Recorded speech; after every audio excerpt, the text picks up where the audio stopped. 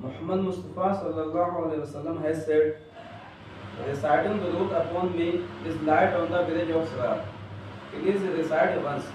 Sallallahu ta'ala ala Muhammad sallallahu alaihi wasallam.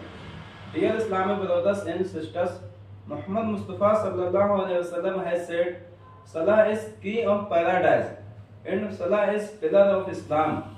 For dear Islamic brothers, Muhammad Mustafa sallallahu alaihi wasallam has said in Hadith Sharif, first question you will be asked on the day of judgment about Salah.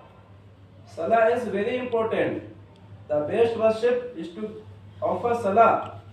Dear Islamic brothers and sisters, Hazrat Amir al-Mu'minin Umar bin Khattab radiyallahu ta'ala anhu said, the one who abandons Salah, he has no share in Islam.